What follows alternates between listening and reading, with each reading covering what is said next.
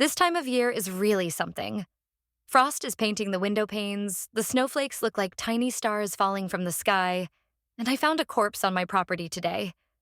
Or rather, one of the security guards did. He called me right away, talking in that sort of low, empty tone. He sounded dead inside, for lack of a better word. Miss Novak. He fell silent for a few seconds, like he hadn't really thought of what to say next. You should come to the Red Meadow, I think. What do you mean, you think?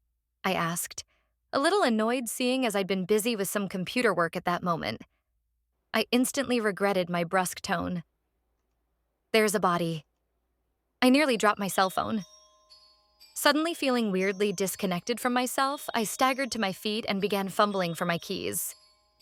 I'll be right there, Gus, I promised, voice trembling before ending the call. The Red Meadow is a wide plain right outside the eastern edge of the woods. It's full of these strange scarlet flowers. They're about the same size as a regular old daisy, and their petals are shaped a bit like tiny hearts. Weirdly enough, we've been unable to identify them. There are many flowers like them, but none are an exact match. My father used to be obsessed with them. He was always picking and drying them.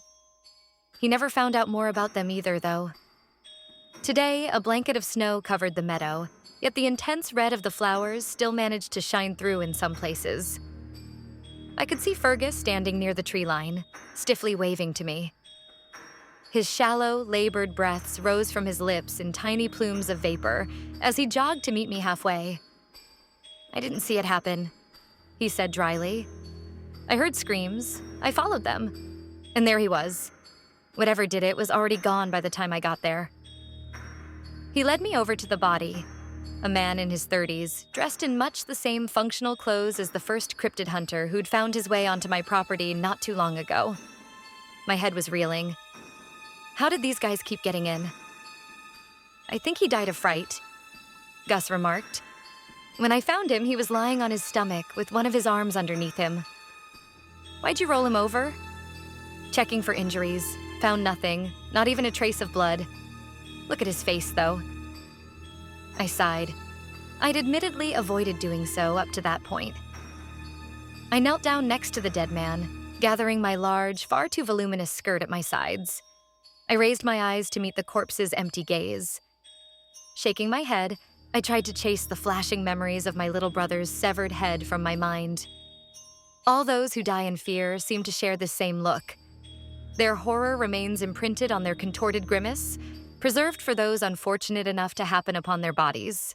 Fergus was probably right.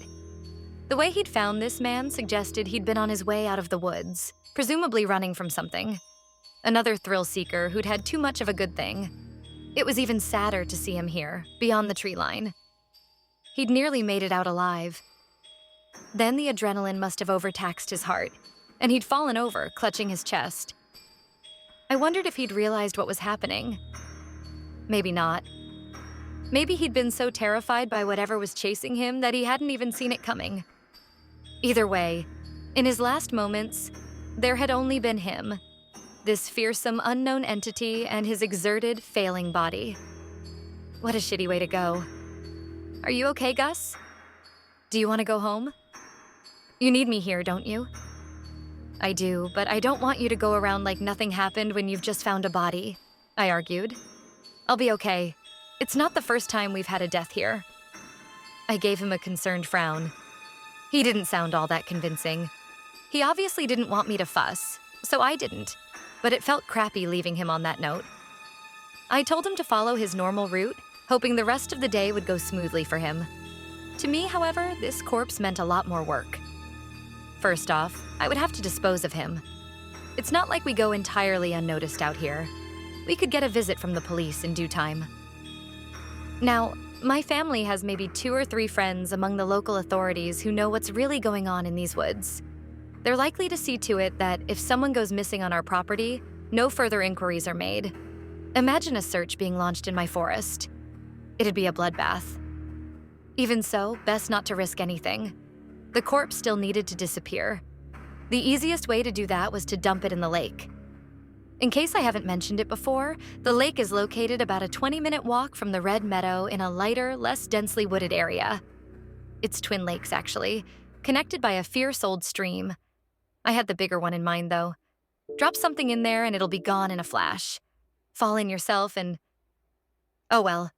It hasn't frozen over yet this year, so I decided to go for it right away.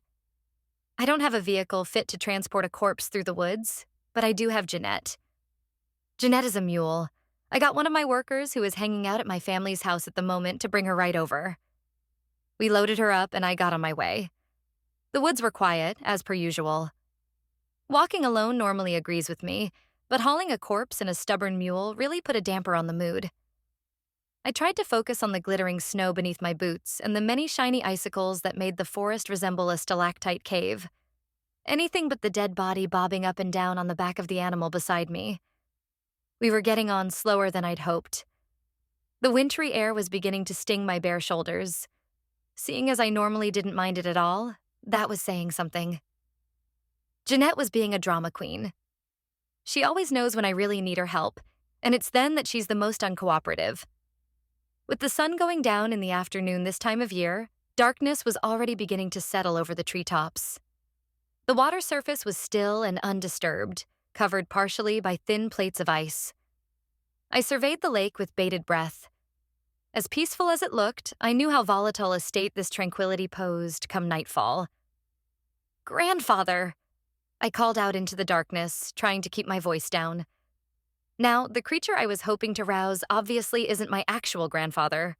It's just a nickname the Vodyanoi, goes by. I needed to talk to him to ask permission before laying the ill-fated explorer to rest in his waters. The lake stayed eerily quiet. "Grandfather," I repeated, a little louder this time. I hated having to raise my voice.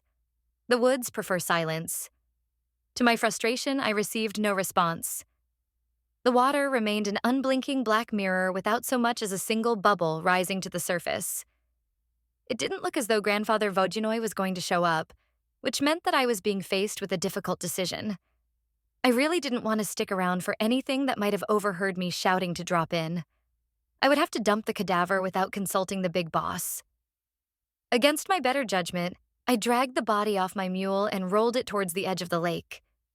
Giving it one last powerful shove, it fell off the small ridge and disappeared with a satisfying plop. I imagined it rapidly sinking to the bottom, and a weight fell off my shoulders. I lingered for merely a minute, wallowing in my melancholy, and wondering if the Vodyanoi would be mad at me when he woke up to find I'd used his haunting grounds as garbage disposal. That question would not go unanswered for long. Just as I turned to leave, I heard a frantic, enormous splashing sound. Whirling around, I let out a yelp of surprise when I saw the creature rise from the murky depths. He was twice my size, an old green-skinned man with a nightmarishly contorted face that resembled that of a catfish more than a human's. I staggered backwards as he started dragging himself up onto the dry land on his big paunch, his morbid, fleshy masses wrinkling and wriggling grotesquely. Algae hung in his long, tangled white hair, and scales covered the lower part of his body, which thinned into a fishtail. I cursed myself for not waiting for him earlier. Perhaps he'd heard me, lingering just beneath the surface, expecting me to make a transgression he could justly punish me for. I could feel I was about to pay dearly for my impatience. "Grandfather, I'm sorry," I instantly cried out. I was nervous. I had to be quick, so He didn't answer, only letting out a gurgling laugh as he wrapped one of his webbed paws around my ankle, throwing me off balance. I landed on my ass in the dirt, blindly thrashing and kicking at his face, but before I knew it, he'd tugged me into a forceful embrace. Pressed up against his slick, saggy chest, I gagged at the foul odor he emitted. The slimy muck coating his skin rubbed off onto my face, arms, and dress, instilling such a deep sense of disgust within me that I couldn't help but heave. Now soiled with my own vomit, I was pulled into the icy water. I was too shocked, physically as well as mentally, to fathom a single clear thought. All I could do was screech like a banshee. The Vodyanoi let go of me, giving me a meaningful look before shoving me further out onto the lake.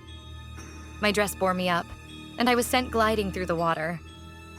"I do so despise impertinence," he called out to me, his voice equal parts rage-filled and amused. It was raspy, wet, and blubbering, as though he was retching out water from his lungs with every word he said. "See you at the bottom." With that, he sank down, not causing a single splash. Fuck. Mom had warned me never to stand too close to the water's edge. What the hell had I been thinking? I started swimming towards the ridge again, only to realize in horror just how difficult it was. My voluminous skirt was already soaked, its weight seemingly doubling mine. There was white all around me. My puffed sleeves had tightened, gripping my upper arms like chains. I was fighting against my own wedding dress, and it quickly gained the upper hand. I was barely able to stay afloat, much less reach firm ground again. My head kept bobbing under. I couldn't keep it above the surface for long.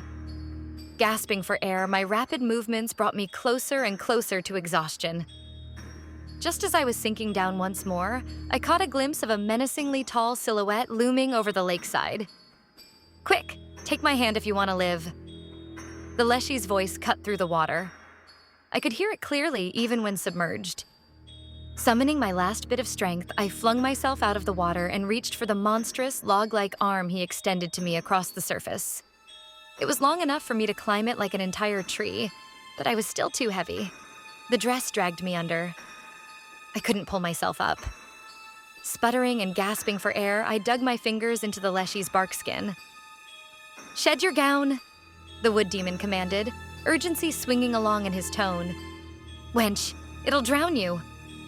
"I can't," I cried out. "Pull, just pull, I'll hang on." He let out a growl, then abruptly drew back his arm, taking me along. Plowing through the freezing water, I felt a relief unlike anything I'd ever known. Once I was close enough, he grabbed me with both hands and lifted me out of the water, dropping me beside my mule.